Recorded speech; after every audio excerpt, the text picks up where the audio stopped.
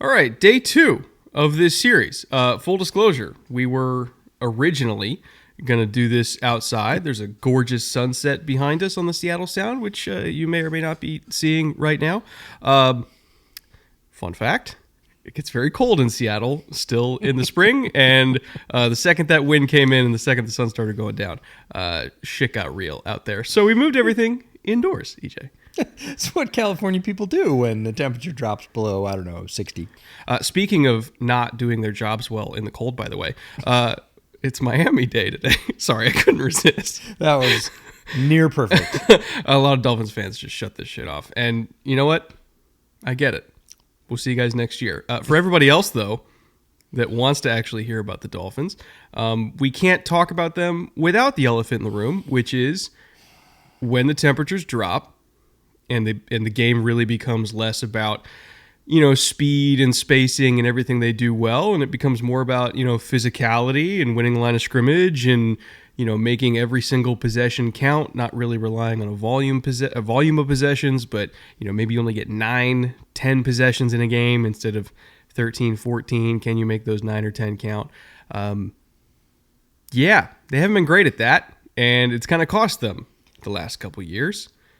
Before we get into everything, the coaching changes, the schematic changes that we may or may not see, personnel changes, where are you at with this team? Like, are they built to do the one thing that seemingly no Florida team can do, which is win in the cold? I don't know. Panthers are doing it. Fair. But they are indeed built to win in the cold. No, where am I at with the Dolphins? I am really impressed by the Dolphins and what they do, but they've got to learn fast. And 2024 is going to be a referendum on how quickly and how well they can learn the lessons. And Mike McDaniel, to be fair, seems like a learning coach to me. He does not seem like one set in his ways that says, hey, it was just a bunch of factors, I'll run it back the same way. And no, he's learning, he's adapting, he's changing. And I think he can do that fairly quickly, and 2024 is the we'll see year for that. And I have faith that they can do that. It'll be fascinating to see, but they have to do it. Like, make no mistake. No more excuses for this team. It was an exceptional team during the regular season. It was not an exceptional postseason team, and until they become that, their relevancy in the NFL conversation is not going to change. I wouldn't even say it's about relevancy. I would say it's about, and again, I'm not speaking for us. I'm just speaking for, national media at large and many NFL fans around the country.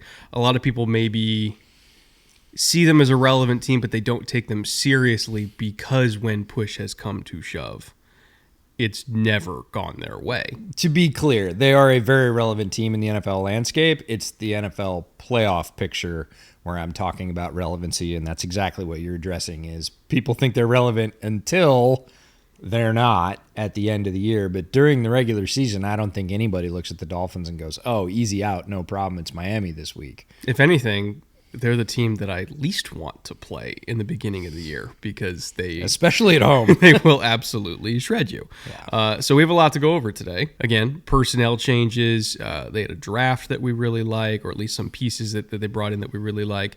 A bunch of changes in free agency. Obviously, some huge shifts in the coaching staff. So we're going to go over everything today, and ultimately try to answer that question, which is, can the postseason Dolphins be as good as the regular season Dolphins? So, with all that being said, it's a very long intro, but Jay, roll it.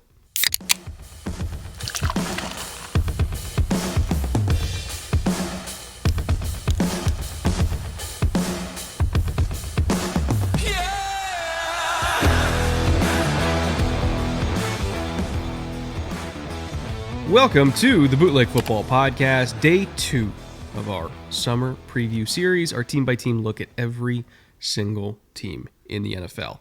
What they did last year, what they did in the offseason, what ideally, maybe, hopefully, possibly they'll do this coming season. If you're a Dolphins fan, I know you've suffered a lot, so we're rooting for you. If you are a Dolphins fan, maybe you'll appreciate this episode as, kind of getting an outside perspective on your team, coming from people that that cover the entire league, so we can kind of compare and contrast with what other teams have done. Maybe you'll find that useful and interesting. And for people that are not Dolphins fans, you might find this informative because you don't follow Miami at all, and you want to know what the hell they've been up to for the last 6 months. Before we get into what happened last year, key points of concern, to put it a nice way. Before we get into all that, I do want to thank Underdog for helping to make this possible. Again, they're the ones who essentially funded this entire series. Let us come out here to the Pacific Northwest, do some episodes in the water. You'll be coming down to LA to wrap up the series. We're doing 32 episodes plus a few in the preseason. We couldn't do that without Underdog. So if you like playing fantasy football, it's best ball season right now. If you like doing season-long pick'ems, they got a bunch of rookies up right now in season-long pick'ems, and of course veterans too. If you like doing NBA pick'ems, if you like doing hockey pick'ems, golf pick'ems, we just saw Scotty Scheffler have one of the most insane golf weekends on and off the course that I've ever seen. I knew there was something missing from my golf game. I just have to get arrested right before I play. I think that's the secret. But if you like doing pick'ems, they have literally every single sport. And again, they also have best ball, summer going on right now. Pretty much anything you can think of for just enjoying watching sports more. Underdog has it. If you sign up with promo code BOOTLEG right now at the link in the description below or at the QR code on the screen if you happen to be watching this on TV, promo code BOOTLEG will get you a special pick in the lobby and a deposit match offer as well. So, again, thank you to Underdog for sponsoring us today and for basically every single show in the future. With that, let's get into 2023. What happened to the Dolphins, why it happened. Again, if you're a Dolphins fan, you might want to skip this part. But for everybody who didn't really see what happened to them, every horrible, awful, terrible, no good thing that happened to them down the stretch, let's kind of quickly recap that to set the stage for what happened this offseason. Yeah, to do that, we'll talk about three things. We'll talk about their record. We'll talk about a new measurement that I came up with this year called QBS, or quarterback support. We'll familiarize you with what that metric is and what it measures. And then one that we introduced last year, Bootleg Power Score, and we'll revisit that and see where they sit in terms of their league rank. So in terms of straight results for the 2023 Miami Dolphins, overall record, very solid 11-6. That put them second in their division. Home record of 4-4, 4-2 on the road. Over the last 5 games, 2-3, stumbled a little bit down the stretch, and we know what happened in the playoffs. Overall, very solid results. Second in the division, which was a tough division. That's not a bad result. For the effectiveness summary, we're going to start with QBS, and QBS is, again, a new measurement, stands for quarterback support. It's a rating of support provided by an entire team for a quarterback, but you can really think of it as the support for the overall effort. And it includes offensive effective measures like pass blocking, non-QB rushing EPA, pass scheme and personnel, defensive effectiveness, special teams effectiveness, both measured in EPA. And then it's weighted for all those stats, overall effect on winning, and combined to create a total score. Goes 0 to 100. 0 is the worst team in the league. 100 is the best team in the league. The Dolphins are very solid in QBS, 87.1. That placed them 5th out of 32 teams. So in terms of the overall support that team provided for their quarterback, very, very solid. And the results show that they performed pretty solidly. That leads us to Power Score. Power Score is just ranks, NFL ranks of EPA. So this is not a graded stat. This is not something we made up. We basically take their rushing offense, passing offense, rush defense, pass defense, points scored, and points allowed. So 6 total measurements, and we just simply take their league rank. Where did they rank versus all their peers? Rushing offense for the Dolphins, 5th. Passing offense, 3rd. They were an elite offense, really no matter which way you looked at it. Rush defense, 14th, absolutely good enough to win. And pass defense, 13th. So very, very good, I would say elite offense, solid defense. Points scored, not surprisingly, 2nd in the league in the entire NFL. Points allowed, not quite so good. Their scoring defense, 22nd overall. I gave them a points differential of 5th in the entire league. Power Score, where lower is better, just like golf, is 9.8. That's 5th overall in the league. So this is a very solid team. And again, QBS rank was 2nd, Power Score was 5th. they performed about like we would expect them to for what they provided their quarterback, their offense, their overall team to play on the field. Yeah, think of power score is almost like an average of all their rankings of all Correct. those key categories, which again is not it's not us individually grading them. It's literally based on EPA per play, in those categories. So it's just raw stats. Like, we're not making shit up here, which is why, again, those raw stats validate what our thoughts were about the Dolphins last year when we did this series, when we said, like, hey, like, this could be a really good team. They could win 12, I think we even said potentially up to 13 games if they stayed healthy and, injuries went their way and everything like that. And they could be a serious player in the AFC. And for a while, it looked like they were going to do that. So these numbers kind of validate that opinion we had last year, which is like, this is a really good team. And they are a really good team. They just, for whatever reason, it's all about, can they move people off the line of scrimmage when they absolutely have to? And I'll get into some kind of scheme stats that expand upon that, right? So if you're looking at what they do well on offense, they had a lot of turnover on defense, so we'll focus on what we know about the offense. Again, it's a very outside zone heavy team. It's Mike McDaniel. Of course, it's going to be, they were third in calling outside zone at 45% of all their runs, which that's a lot. Like, compared to a lot of teams in the NFL, like doing 45% outside zone is a shit ton of outside zone. They were second in play action percentage at 30%. A lot of people see like play action heavy pass games. You might think it's higher than, 40, 50%, but no, like generally the teams that use it the most in the NFL are in the low to mid 30s. That's where the Dolphins are. They were second at 30%. Very pistol and under center heavy, which if you watched any Dolphins game this year, you would have seen that. A lot of pistol, a lot of Tua under center. He did spend a pretty good amount of time in the shotgun, but if we're just talking about relative to the rest of the league, they were really heavy on formations that didn't tip what direction they were going to run the ball. Because if you're under center or if you're in the pistol, you can kind of call any type of run out of those types of formations. So it's hard to, as a defense, it's hard to figure out where they're trying to run the ball to if the back can theoretically go on any track at all. If you're in the shotgun, there's only so many runs you can call from the gun, right? So, of course, they had the most plays with motion as well at 863 plays with motion. 87% of all their plays. I feel like had we motion. should count the ones they didn't have motion on, because it would just be a lot Not easier. very many. It would be a lot quicker. Honestly, it was probably like their hurry up game, like when they don't have time to Sure. do it, right? That's probably the only time they didn't do it. 416 of those plays had motion at the snap. Yes. That's kind of the defining characteristic. Yeah, that's the Mike McDaniel signature. Right. They want to create conflict at the snap. They want to screw up your eyes. They want to make DBs back off because, if receivers are running full speed at the snap and basically changing the count, if you're doing all like zone match stuff, you kind of have to back off to give yourself time to read it out so you know exactly who you're supposed to be covering.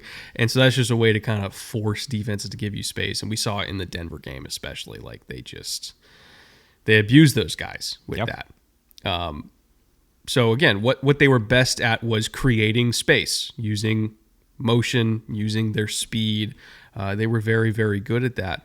But what they were worst at, getting back to that physicality angle, when they went against teams that had the talent to restrict that space, especially in the secondary, where, you kind of saw it as the season went on, when Tyreek was going in motion, when he would kind of like almost play like a Y off, where he would come next to the offensive line and be off and then, do that little exit motion outside. Any time they did a motion at the snap, you kind of knew that's where Tua's eyes were going to go first, because he's got to read that out. Like, why do it unless you're going to read it out? And so teams would almost like automatically blitz off that other edge because they knew Tua's eyes were going to be, going the other way. And then they would have these just, press corners in the backside, like, L'Jarius Sneed out there just beating the shit out of people. And they struggled at dealing with that counterpunch. Where teams could match up in man coverage against them with the guys that weren't in motion, because again, you can only put one guy in motion. Yep. And so if you man up on everybody else, and then you're basically playing 2-on-1 with the guy who's in motion, and you're making them beat press coverage with everybody else, they couldn't really do that when you took away the manufactured space. And when you take that away from them and you kind of put that box around them and say, punch your way out of it, it's like, hey, man, we're lining up here on the line of scrimmage against press corners, beat us. We're lining up here on the line of scrimmage. We're playing really hard edges on you to take away the wide zone. Beat us inside. They couldn't do it. No. So that when we talk about, how good this team is at creating space and explosive plays and everything like that, but when push came to shove, literally when push came to shove, they couldn't handle it. That's what we're talking about, because teams figured out play man on everybody except whoever's in motion, and we'll do a 2-on-1 bracket on whoever's in motion and then make them beat us, and they just couldn't do it. It worked exceptionally well at the introduction. At the beginning of the season, it was like, okay, this is different. And what we're really talking about is not motion during a play. It's motion at the snap, and usually directly when the motion player is behind another player on the line. At that moment where you would be switching responsibilities, snapping the ball, and making people choose at speed with no break. And there was a lot of defenders looking around in the first couple of weeks going, did we switch? Is he yours? And again, the Dolphins profited heavily in the first part of the season. As always happens in the NFL, it is a punch counter punch. It is a move counter move. And the counter was, hey, how do we stop this? Because we don't want to be Denver, because we don't want to get fired. What are we going to do? You outlined that counter pretty perfectly. And after that, it became much tougher sledding. Many less freer yards at that point in the second half of the season. And then with that gone, it got back to more fundamental football, especially when it got a little bit colder, especially when the field conditions got a little bit worse for playing speed and spacing football. And it was like, all right, now it's just time to move people. And that didn't happen for them, and they eventually fizzled out late in the season. It almost felt like, DC's the middle of the year, especially like just really aggressive, DC's like Spags. Yeah. Looked at them and it's like, we got to give them space because they're doing all this stuff to create all these threats from all these different weird, crazy Take angles. their space. Yeah. Don't give them space. It was like Spags in the middle of the year was like, what if I just don't do that? Yeah, what if I just don't give you space? Like, what are you going to do? Yeah. Nerd. Like, that's just what it felt like. He's taking Mike McDaniel and hold him out here. It's like, go ahead, hit me. Like, you just how long are your arms? Couldn't do it. And we'll see what that adjustment is, because again, I think Mike McDaniel is a learning coach based on everything. And Mike McDaniel's not some Johnny-come-lately. He's been in the NFL and been very successful for a long time. He's been through all these cycles. And this is another one, and we'll see what he comes up with. And honestly, I can't wait, because the creativity that comes out of that guy's brain in terms of a football sense is a ton of fun to watch. And there's going to be a new wrinkle. More so, I want to see if that wrinkle keeps working at 6 or 8 weeks. Yeah, and that's kind of, again, we know there is going to be a wrinkle. 100%. Because he's spent last several months at this point, probably watching everything that went wrong and saying, okay, how do I fix this? And honestly, he's probably just going to look at what Kyle and McVay have done, which is not call as much outside zone and, get a bunch of giant monsters, when it comes to the Rams, getting a bunch of giant monsters on the interior trio. They have like 1,000 pounds in the interior three of that Rams offensive line. Is just saying like, guess we're running duo all day. Like that's what McVay's done, because teams were starting to do that to him. So he's like, we got to get bigger. We got to get physical. We got to be able to punch people, because that's the only way that we can really win, when it matters. And I feel like McDaniel's just learning that same lesson, but like 2 to 3 years behind the other guys. Because again, he's been coaching, or he's been a head coach for less time than those guys. So those guys are just a few years ahead of him in terms of learning that lesson. But he learned it last year. So Ideally, he'll make those same adjustments that the other guys in this coaching tree have made. As for the defense, I'll be honest, no clue. Like they had Fangio last year, which in itself was a new system that they were putting in, and it had mixed results. I would say, like for the most part, It was fine. It was okay. It was literally fine. They had injuries, like the Jalen injury crushed them. God, actually, how many injuries they have the edge position? I think they lost 3 edges last year, right? So they had a whole bunch of guys that I thought played valiantly as like next man up, but they dealt with a lot of it. I mean, shit, Jalen Ramsey got hurt in the offseason. They didn't even have him till halfway through the year. So I don't want to say the mixed results were a product of them not having talent. I think it was a product of them not having their talent on the field, because we know Vic Fangio is a good coach, right? Like that, I'm not going to blame Vic for everything that went wrong. I do think that maybe there wasn't a great mesh between some of the players and Vic, which is probably why Fangio's in Philly right now. But like we know Vic Fangio's a good coach, and we also know that the Dolphins have really good players. It just didn't work out. It is what it is. Either way, they're bringing in Anthony Weaver. They're bringing in actually a lot of coaches that we really, really like on the defensive side of the ball. Here's the thing. I don't know what they're going to run because there's a lot of different influences on this staff. And I don't know how to project that. Like, are they going to run Ravens stuff? I don't know.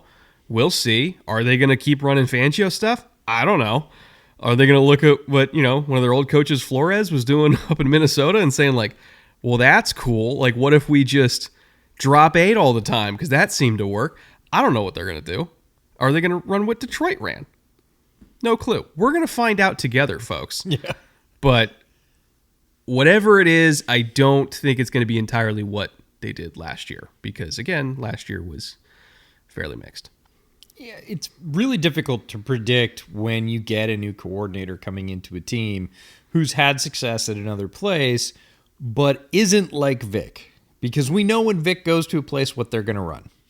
They're not going to tell Vic, hey, run what we ran last year. Vic's like, that's not why you brought me here. You brought me here to run my stuff, so I'm going to run my stuff. But guys like Anthony Weaver, who have a long track record of coaching defense in the NFL, but not as the head guy.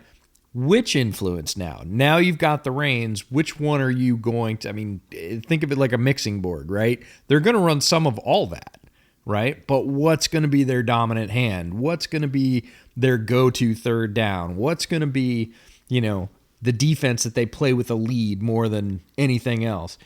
We don't know. We don't know what he prefers, because maybe he liked most of the stuff Mike did in Baltimore, but he was like, man, if this was my ship, I'd do whatever. Well, we're going to find out this year, and it's going to be a mix, and it is very difficult to predict with any sort of certainty, no matter what people say in press conferences, oh, these are going to be their tendencies, until you have some tread off the tire. Well, that's probably as good a transition as any to talk about this coaching staff as a whole, like not just the defensive side of the ball, but also the offensive side of the ball, the front office, because they have brought in a lot of new names with a whole bunch of different influences. So I'll let you take the floor and kind of walk us through what this front office and coaching staff looks like, because, again, I do think it's pretty strong. It hasn't gotten a whole lot weaker, that's for sure. It is different, but Chris Grier starts at the top as probably the quietest GM in the league. Extremely capable, does not like the spotlight at all. It is not why he got into the job, and he actively avoids it whenever he can. I'm not going to say he's a hermit. He's, I mean, he kind of is. He kind of is. When's the last time you heard him say a single word? Right, and that's even I would challenge most Dolphins fans to say, do you know what his voice sounds like? Because most people don't, and that's just the way he prefers to do it. He is still very effective, but that's just his choice. Mike McDaniel, heading into year 3, we've talked about him quite a bit. Offensive coordinator Frank Smith obviously had a very good year. I don't think a ton of changes are necessary. We'll talk about some of the personnel changes, but overall in terms of scheme, they got it done at an NFL level, at an elite level. As an offense, yes, they need to get tougher and beef up, but that's not necessarily mostly scheme stuff. That's going to be I would say leaning towards the roster slider with some scheme tweaks. So Frank Smith doing a tremendous job. Anthony Weaver is the new defensive coordinator, came over from Baltimore. It's his 20th season in the NFL, 13 as a player, 7 as a coach. So not an inexperienced guy, and has both played under and coached under some real luminaries in the NFL. So plenty of experience there. Special teams coach is Danny Crossman. In terms of notable coaches, we'll just take a handful for each team. It's a fun section. We highlighted a bunch of not only new offensive coordinators and defensive coordinators from the ranks of position coaches, but also some head coaches, as we talked about in the Patriots episode with Gerard Mayo. Our note on him was possibly the next head coach of the Patriots in waiting last year in this section. And guess what? That turned out to be a win. So on offense, they've got Eric Studesville, the associate head coach and running back coach. Daryl Bevell, who spent time in Seattle, is the QB coach and pass game coordinator for them. Obviously, that's going really well. And then a familiar face, Wes Welker, is the wide receiver coach and pass game specialist. They both have coordinators and specialists on the offensive and defensive side. It's one of the notations we're seeing pop up all around the NFL as a way to give sort of yet another kudo or slight elevation to a position coach, give them some more responsibility instead of being the coordinator of something. They're now a specialist of something, whether it's pass rush or pass game or something else. So Wes Welker stays in the AFC East, but with a different team and a new title. On the defensive and special teams side, Ryan Slowick is the defensive back coach and defensive game specialist, another specialist title. Coached the outside linebackers last year. His dad, who is the current head coach of the Calgary Stampeders, Bob Slowick, was Matt Bowen's defensive back coach in Green Bay. Way back in the day. And so when we had our episode with Matt Bowen before the draft, and he was like, oh yeah, his dad was my position coach in Green Bay. That was Bob Slowick. And yes, Ryan Slowick is Bobby's brother, Bobby being the offensive coordinator of your team, the Houston Texans. So Slowick family well integrated into both the NFL and CFL. And then Deshaun Shedd is the assistant DB coach, 12th year in the NFL, 8 as a player, 4 as a coach. Came over from Seattle where he helped Devin Witherspoon to his rookie honors and really become a force in the Seattle secondary. So lots of hope springing eternal in Miami that he can do the same with their young secondary players.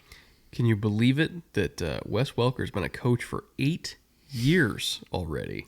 Yes, I can. And as you get older, this accelerates, and then it's like, oh wait, and we'll talk Wes about it Welker's a lot been of a coach times. for 24 years, Right? And then you start talking about the coach's kid, the coach that you remember's kid, who has now been a coach for 12 years, and you're like, I somehow didn't realize until like literally this week that Jesse Minter was actually related to Rick Minter. Like I didn't realize those were the same Minters. yeah, indeed. And also I did some I went down a rabbit hole on the whole like You? No. I know, shocker. But on the whole like Ravens coaching family, which again Anthony Weaver is a part of now, True. as an export from the Ravens to the Dolphins. The Minter, Harbaugh, Ryan, Baltimore Mafia. Sure. Like everybody's connected to everybody. I would put it up there with like the Shanahan Gruden tree on the offensive side. Yeah, man. I feel like we need the FBI board, like the mafia family, and the head of the family here is connected, and the enforcer is, and he spent time. Yeah. It's like Rick Minter when Jesse Minter was, a toddler, hired Rex Ryan and Wink Martindale to his staff at Cincinnati, and John Harbaugh was already his special teams coordinator. And by the way, Wink coached in '94 at Notre Dame with Dean Pease. Mm-hmm. And again, I'm just naming off all these future Ravens defensive coordinators, but like they all have known each other since like their 20s, 94, 92, right? And Anthony Weaver is, an export from that family. Another branch on that tree, for sure. But yeah, it's a strong staff. It's an experienced staff. It's a staff that has a lot of different influences, which I happen to think is a good thing, because I think having guys from a bunch of different backgrounds, schematically and philosophically, just makes staffs better. For sure. it is on them to mix and match those influences and create a good product. But I tend to see staffs that have, how do I put this nicely? One background. My way or the highway. They get the shit kicked out of them. This staff is not that. They have a bunch of different backgrounds, a bunch of different influences and philosophies. So, somebody recently put it to me. It's like dogs that are mutts.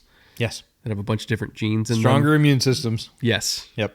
Like that is what this staff is. So, good group there. So if we didn't lose all the Dolphins fans at the beginning by calling their defensive staff a bunch of mutts, we probably just did. But it's a good thing. Oh, I don't think any Dolphins fans are still listening to this at this point. It's a compliment. Now, given all that information that we just talked about, what went right, what went wrong, what are the changes in the staff, what are their philosophies, all that. We are going to zoom in on our Underdog top 3. Shameless plug. Shout out Underdog once again. These are the top 3 offensive players on Miami's roster. It doesn't have to just be rookies. Can be veterans. Can be anybody. Top 3 offensive players on Underdog that we are targeting at a value.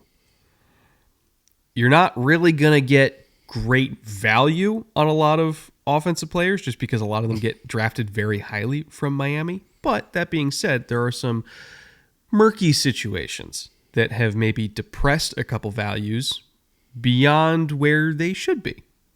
So our top 3, well, one of them is always going to be a top 5 pick, and he's still a top 5 pick this year, but that's still a value considering what you get from him. Obviously, that's Tyreek. But the other 2, Tua and Devon Achane, they've had their value, I think, kind of suppressed recently. And so I kind of want to more focus on them of why are they values.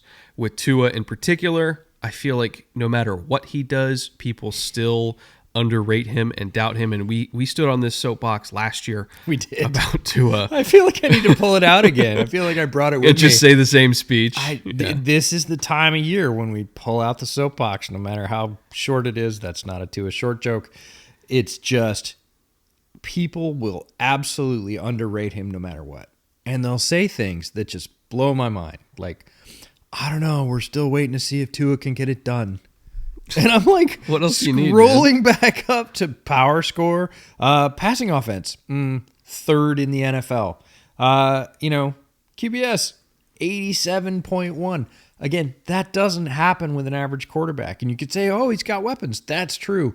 There's a lot of teams in the NFL that have very nice weapons and a very average quarterback, and it does not happen. You have to have both to be in the top 5 consistently throughout an entire season at all passing depths. It can't just all be your supporting cast. The guy throwing the football has to be pretty good too. And Tua's done it now at, again, every level. The other one is, Tua can't throw deep. And I'm like, that's so weird. Because I see Tyreek Hill catching a lot of deep passes, and they're on his chest. I see Jalen Waddle not catching, 3-yard screens and running another 60 yards, but catching the ball 15, 18, 20 yards down the field. Somebody's throwing that ball. Who is that? Well, you see, if you just flip the image around so it looks like Tua's throwing right-handed, that's what makes him a good deep ball thrower. There's so much weird stuff. And if you just strip all of that away, pedigree, where he came from, what you thought of him when he was coming into the league, you just look at the ranks, man. It's like 3rd, 4th, 5th. That is elite in the NFL in the passing game. You do not have an elite NFL passing game without a very good quarterback. You can have a great head coach. You need one, I would say. You can have great supporting cast, but if you've got a dud at quarterback that either makes the wrong decisions or can't throw it or both, you're not ending up in the top 5. And the Dolphins are always in the top 5. It's Tua, folks. He's a very solid piece of that overall system. And without him, it wouldn't work. There's nuance to this whole thing. I don't want you to take away one message from this. I want you to take away all of these different messages, which is what worked and what didn't work, and how that created some amazing highlights like the Denver game and some horrible lowlights like what happened in the back end of the year.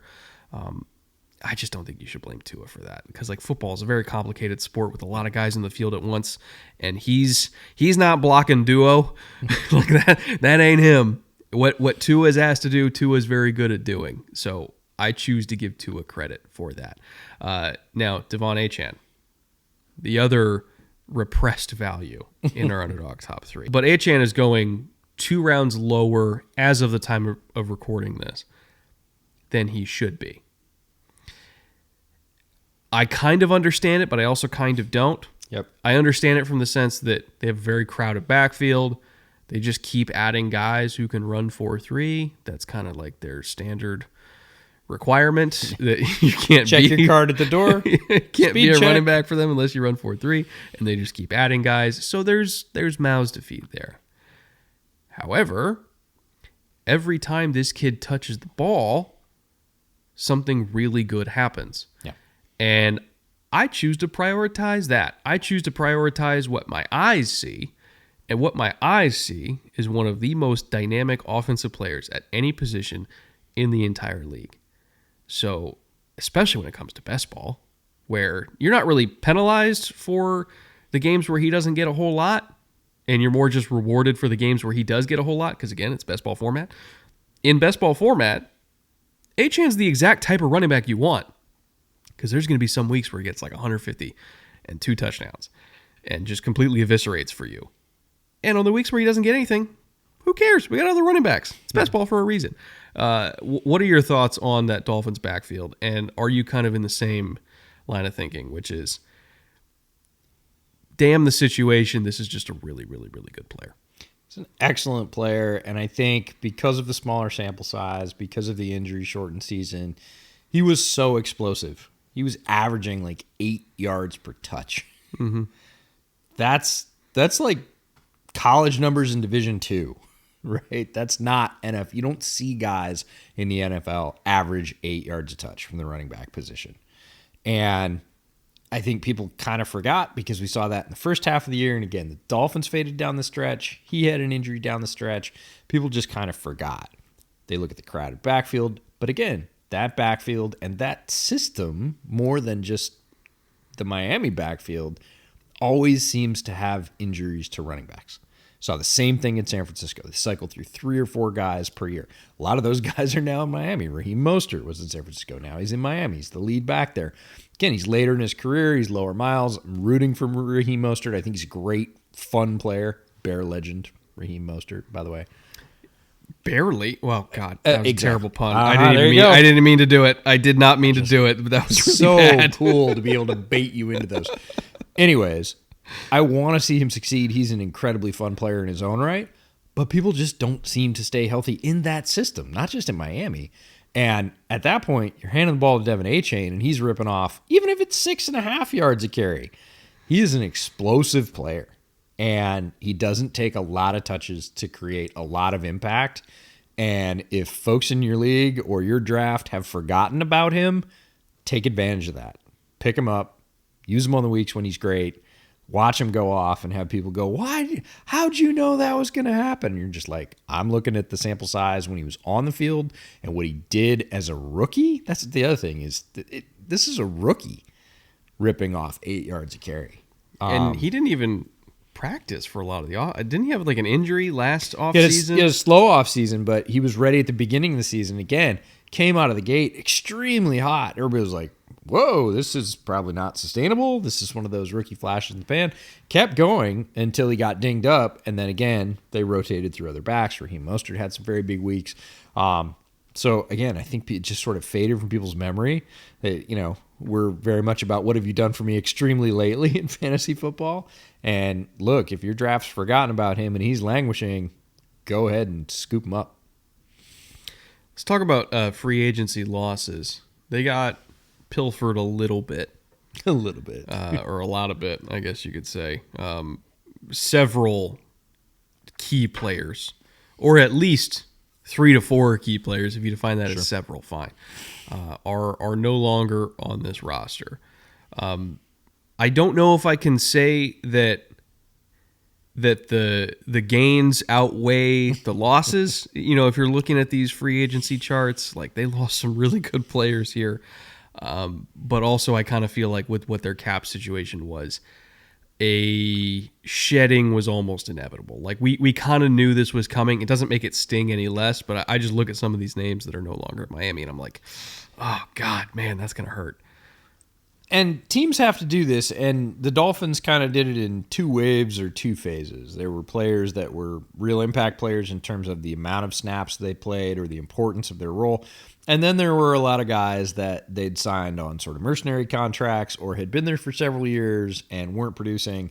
And that's sort of the more quiet loss, the just, oh, contract was not renewed type of loss, as opposed to the, oh, man, we wanted to sign that guy, but again, we're moving past this particular peak bubble financially, and we've got to let somebody go so we can sign the people we want to sign. We get down to guys that were real cogs, I think. Brandon Jones is one of my personal favorites. I really liked him in the draft coming out. Played very solidly as a rookie. Kind of flew under the radar. Again, 40% of the snaps. He goes over to play safety for the Broncos. Robert Hunt, the right guard, ends up signing with the Panthers for a bunch of money. He was, again, just under 50% of the snaps for the Dolphins last year. Christian Wilkins is the one we can't get by. That's the, oh man, we wanted to pay him, but we've got to prioritize with all these guys coming up where our money's going to go in the future. If you ask me if the Dolphins wanted Christian Wilkins on their roster, the answer is, yeah, sure, but money doesn't grow on trees. Christian Wilkins now a Raider for the tidily sum of $57 million, and that is the pure reason he's not a Dolphin anymore. Dolphins, I'm sure, made an offer and went, ooh, we just can't go that far because we've got, especially a lot of young players that we're going to have to sign in the future, and we just have to prioritize our dollars. Jerome Baker is now playing linebacker for the Seahawks.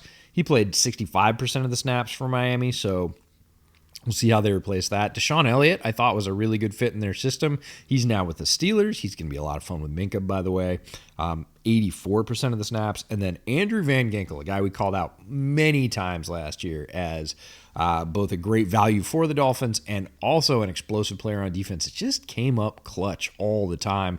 He is now a Viking, played 65% of the snaps for the Dolphins. Replacing him is going to be difficult just because of the variety of things he did for their defense, but those are the ones that I sort of look at. There were other losses. You'll see them on screen. Those are the players, for one reason or another, I'm like, oh, okay. There's some reasons some of those guys left, but more than a few of the ones I mentioned, they probably would have liked to keep in turquoise. I understand why it had to happen, but it doesn't make it suck any less. Yeah, it doesn't make me happy about it. Because this team was better with Robert Hunt on the roster. This team was better with Christian Wilkins on the roster. This team was better with Andrew Van Ginkel, especially, on the roster.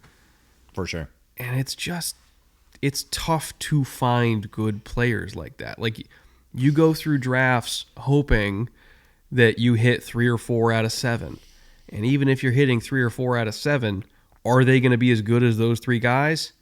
God willing, yes, but rarely will they be. Likely, no. Right? So it's just tough to replenish what's being lost here. And I honestly think it's just because they know that they're going to have to pay Tua $54 million a year. For sure. Like, that's just what the price is going to be. I don't know what the structure is going to be because not every $54 million a year is the same. Yeah. And it's, I've been doing deep dives on quarterback contracts and to try to figure out like what Tua's deal is going to be. By the way, when we're recording this, Tua doesn't have a new deal, but obviously he's going to get one before this offseason's over. And I kind of think that's what it's going to be. It's going to be 53 or 54 million. And it's going to come down to how the guarantees are structured. I'm not talking what the guaranteed number is. I'm literally talking about how it's structured. Right. Is it, when does he get it? When does he get it, right? Is it super heavy on the front end, like crazy ass signing bonus? Yeah. Or is it, roster bonuses that it's like your 2027 bonus vests, which you're on the roster in 2025, kind of like these rolling bonuses that some teams have done. Like Jalen Hurts' contract, his salary every year is like $1.5 million. And it's like all bonuses. Like his entire contract is just bonuses. It's fucking wild, right? But what it means likely is to be earned incentives. There's a bunch of those too, but what it means is, you don't have any traditional wiggle room, which is like, oh, we have a super high salary that we then convert into a bonus that we can spread over years. Like everything already is in bonuses, but because they don't become guaranteed. And again, Jalen Hurts' contract, technically, because there's 7 fucking void years on it, goes to 2035, right? And so, like, those bonuses don't vest until like the year, like they don't fully vest until the year before, and they like half vest 2 years before. So like they can still get out of it, but there's no wiggle room on salary. It's a weird ass deal, man. Like it works for them, and it still keeps his cap hit like manageable, but it's a weird ass deal. And you compare that to Joe Burrow's deal, which is wildly different. You compare that to Lamar's deal, which is wildly different. You know, obviously the Deshaun deal is an outlier in a lot of ways. Every single one of these major quarterback deals, even if like the average per year is within 5 million, the structure of them is nowhere close to each other. So that's what I don't know what's going to happen with Tua. Like I know he's going to get 53 or 54 a year. What I don't know is how he's going to get that 53 to 54. And I think Miami's moves here are telling us that the structure is not going to be friendly to them. And I kind of feel like Miami's telling us like Tua's kind of got us over a table here because we jerked him around a lot early in his career. We actively tried to replace him multiple times. You know, he got hurt, so he's obviously trying to get his generational wealth before he gets hurt again. And he has no reason to be nice to us right now because of how we treated him. I think Miami knows that he's got him by the balls and he's going to make him pay for all the bullshit from earlier on in his tenure there, which, you know, you want to blame it all on Brian Flores and Stephen Ross, fine, go ahead. But Tua is still going to get back at them for everything. And he's going to get back at them by not having a team-friendly deal. Fuck you, pay me. Like, that's what this is going to be. And I think these moves illustrate that.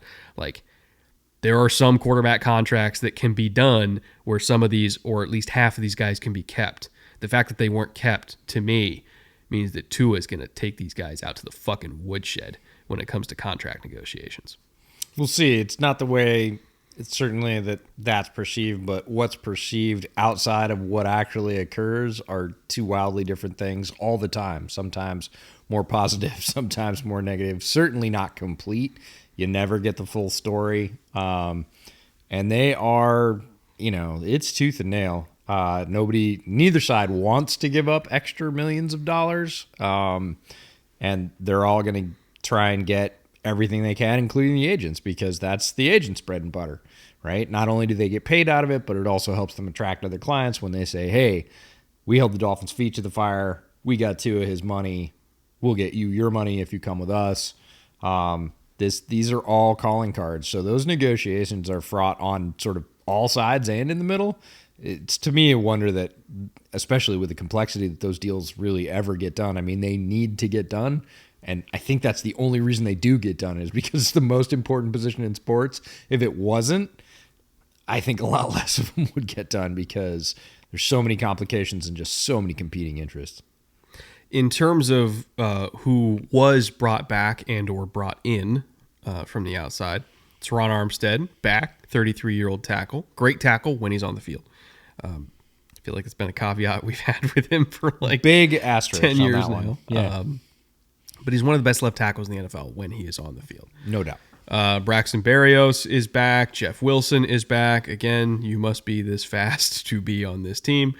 He certainly qualifies. Raheem Mostert is back. Isaiah Wynn at right tackle is back. In terms of third-party additions, Jordan Poyer, you know, from the, not the evil empire, the Patriots of the evil empire. What are the Bills? How do Dolphins rival? I don't know. I don't know how Dolphins fans see the Bills. Like, they've never loved each other. Like, neither of those fan bases have any love lost for the other one. So, like, real hatred. They don't enjoy each other. Okay, good to know. Again, I don't keep track of AFC's rivalries. No, they're not friendly fan bases. Jordan Poyer, in terms of third-party additions, making his way down from Buffalo. Seemingly been embraced by Dolphins fans so far. You always hate them until they're on your team, and then it's like, hey, I don't know. I always liked you, man. Looks pretty good in turquoise. I hated it when you made plays against us, but I'll be happy when you make plays for us. Kendall Fuller, also brought in. Neville Gallimore brought in from the Cowboys.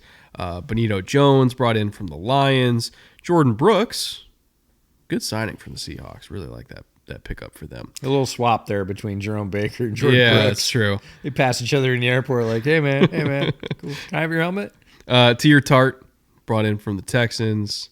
Aaron Brewer brought in from the Titans. So, again, it's not any major names. Like, we're filling in trying to depth get tougher up here. the middle. With those last three that we mentioned, Benito Jones, Tier Tart, and Jordan Brooks, they're trying to make a nice little triangle right in the middle of that defense that is not going to cave in. So we talked a lot in this podcast about them not being tough late in the season, being able to move people and run the ball. They don't want to get moved either. And those three guys, I think they're really underrated signings for that. Like Benito Jones and Tier Tart, not names that are most likely going to move people's needles for big additions for the Dolphins. Those guys are going to play gritty downs late in the year and be important players for this team up the middle. Lord knows they need it. All right, that brings us to the draft. Now that we're done with free agency, key additions from the draft. This is kind of an interesting class because in a vacuum, I like a lot of their picks. Mm-hmm. When they came off the board, especially on day 3. Like I loved what they did on day 3. Early on, I kind of felt like, okay, I like the player. Is that what they need? Is that what they need to get over the hump? Like, is that the key here? Yeah. So it's kind of an interesting class to evaluate because it's like I like the picks individually. Their first 3, I'm not sure actually fixed what their real issues are. Yeah. But I like the play. Am I making sense here? Where it's like 100%. I like it, but I can look at the first 5 and say I like all those players a lot. We talked about all these players pre-draft, but I'm with you. At least 2 of them I look at and go, okay, that's it fits the system. It's cool, but seems a little bit like a value, but not like a luxury pick. Yeah, right. Where you're like, okay, good player. I can see how you're going to use him. But does Jalen Wright fix their issues? Like really, honestly, fits their system, but it seems more like a luxury pick. So we'll start at the top. Chop Robinson, the edge out of Penn State, the most explosive first step in this draft in terms of pass rushers. Not the most polished pass rusher, but in terms of pure raw physical skill, kind of the flip side of you need to be this fast to be in the backfield. Like you need to be this fast to rush off the edge for Miami. Chop Robinson fits the bill. They got him in the first round at 21. Patrick Paul, developmental tackle, only tremendous athletic specimen, very good player, lacks experience, not necessarily polish. And lacks physicality to yes. me. And again, it's super they've athletic. got a style. Right. They have a style. And they're sticking to it. They are unfortunately sticking to it. So they got him in the second round at 55. If he develops the way they hope he does, could be one of the best tackles, especially out of that second tier of tackles in this entire draft. Lots of upside. Jalen Wright, the aforementioned running back out of Tennessee, my RB2 in this draft, I believe. Again, super fast. One of the best pass blocking running backs in this entire draft, which is a big plus in that system. They get him in the 4th round at pick 120 overall. Then one of our favorites, Mo Camara, the edge out of Colorado State, way down in the 5th round at 158. I love that pick. They followed up with Malik Washington, one of my favorite receivers in the entire draft, and one that Mike McDaniel celebrated when he got that pick. So he was celebrating in the draft room right before that, and we didn't know who it was, but he was like, yes, when they turned the pick in. Turns out that was Malik Washington, leading receiver in the ACC out of Virginia. They get him at pick 184 in the 6th round. Just a few picks later, Patrick McMorris, the safety out of Cal, at 198. And then one of, I think, probably the biggest steals in the draft, Taj Washington, the wide receiver out of USC, Caleb's quote-unquote other wide receiver, but really the guy that sort of was the straw that stirred the drink at the USC offense when it was working. Way down in the 7th at 241. I understand he's undersized. I think that's going to turn out to be a tremendous value pick for Miami. So, again, like the players, like a lot of the fits, can see how they're going to be used. But in terms of, hey, if you're looking at using the draft picks to fix the major issue that we talked about at the top, do these guys do it? And the answer is not really. Yeah. It's like good players. It's more of the same, what was already working. And again, picked players that we liked. It's a good draft class, but where are you going to get the grit to push the middle of the offensive line? And they either think they already have it in young players, or they're going to try and get it from another source. I don't know. I struggle with it because like good players, maybe bad, good micro decisions, bad macro decisions. Is that? It's definitely fair. Sense? We'll see how it works, but I understand exactly what you're saying, and I hope you do as well. That, again, we can kind of like them and like their fit, but what about the thing? It's like, what about if they're in Kansas City in January? Like, it's cold. Like, what, is this going to fix that? I don't know. I don't know. I guess know that a lot of them are. So, which, of course, means that Malik is going to be an all-pro and Taj is going to play for 10 years. I think they both are, actually. I think they're the new second tier of Miami's receiving core, and that's not a slam on them. That's a very busy place to be, is the second tier of Miami's receiving core, and those guys are going to contribute for a long time. They're both great players. Notable undrafted free agents. They did bring in Grayson Murphy. We lovably nicknamed him Cross Chop McGee at the Shrine Bowl because, tell you what, kid's got a good cross chop, and he wanted to show it every single rep, and he's really good at it. Storm Duck, best name in the draft. Yeah, and not a bad player either, but best name easily in the draft. Corner out of Louisville. Jordan Colbert, the safety out of Rhode Island. I did not get to him. Did you get to him? Yeah. You know why? Why? He played with one Caleb Williams. Oh, was he on that super team with Caleb and Olu, who was at left tackle? God, who else? They had like 8 D1 players on that team. Yeah, so he was on that team. That's crazy. And he went to the Ivy for 4 years, and then he did his 5th year at Rhode Island as a grad and played safety and ends up with the Dolphins. And, man, if he's not a Mike McDaniel player, like... I listened to one interview with him, and I was like, yeah, he's going to need like a cerebral head coach. And he ends up with Mike McDaniel. Shocker. That brings us to our summary, last segment of this show. Well, second to last segment of this show, because we still got to do record predictions. And we're kind of distilling this down from what it was last year. We did like a whole report card thing last year, and we're just going to distill that down to one question. Did this team get significantly better, stay the same, or lose ground? And we'll kind of do like a thumbs up, thumbs down here. I did thumbs even because they lost really good players. And I didn't, even though I liked their draft picks individually, and I thought they grabbed some good depth pieces in free agency, I didn't feel like, especially considering what they lost, I didn't feel like they did a whole lot to address what was actually the problem last year, but I also don't think that they got worse. So instead of doing thumbs up or thumbs down, I'm just straight flat, which, to be honest, great team last year, so that's not a bad thing. No. They're probably still going to make the playoffs, or at the very minimum be in the mix to win the division, which I think a lot of Dolphins fans would be happy with that. And then, once we get to the playoffs, pray to God you're not playing in the Arctic and see how far you go. No, I too am going to do the old thumbs even, the pre-gladiator move, and just leave it there. Because a lot of change, but they still need to climb the late season hill. And strangely enough, I think they might have a different route to get to the same place at the end of the year, and then it's whether or not they can win there. So I think they may actually be slightly less successful by a game or two in the regular season, end up as a lower seed in the playoffs, but still in the playoffs. And then it's a question of, can you win your way through? And again, football tends to change in the colder months, and we're going to have to see if they can overcome that, if Mike McDaniel's learned his lessons, if Chris Greer has retooled this team to be able to win in those environments. So they might take a different path, but I think they're going to get to a very similar place. So I'm thumbs even on this team going into 2024. Looking at ceiling and floor for win totals, again, like where do we think they could max out? And if things go horrifically wrong, what's the floor here?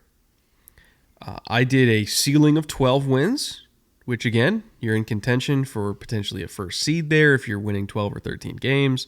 So a ceiling of 12, which is Tua stays healthy, offensive line stays healthy, edge rushers stay healthy, Tyreek stays healthy, and they figure out how to just punch somebody. Like, that's all I want. Just punch somebody. If they figure that out, like, yeah, they can win 12 games and challenge for the first seed. If they can't figure that out, and teams jump on them earlier in the calendar than they did last year, things could go south.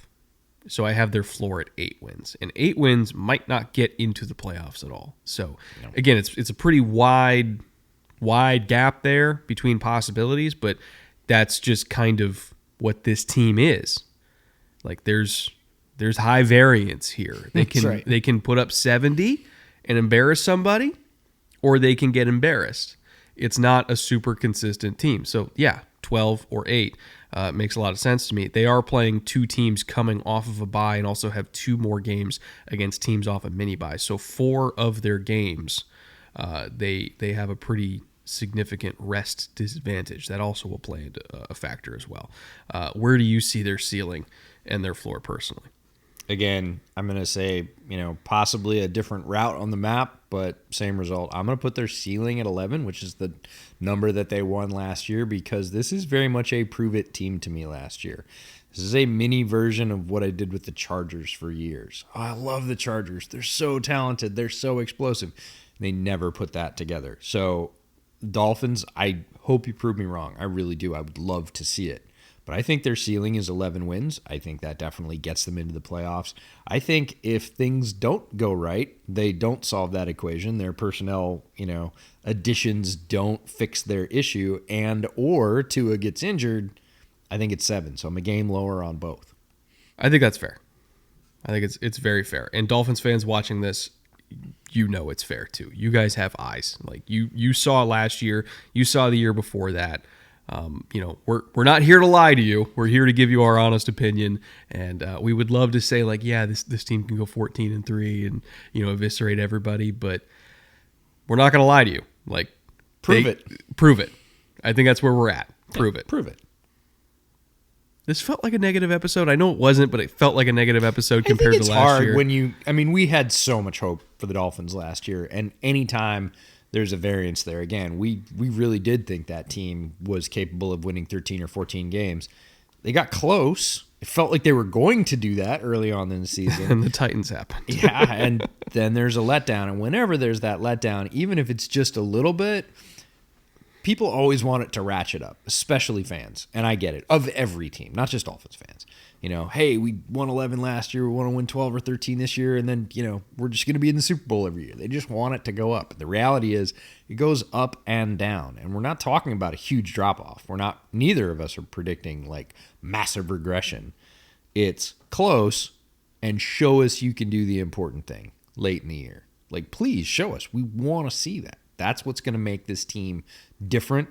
That's what's going to put this team over the hump. It's going to be what puts the coaching staff in a different light around the NFL. They're already well respected. Again, during the regular season, I don't think, especially in the first half of the season, nobody really wants to see Mike McDaniel coming to town because they're going to have to try and keep up. And if they don't, they're going to get embarrassed. Nobody wants to be embarrassed in the NFL, and he's proved he can do it.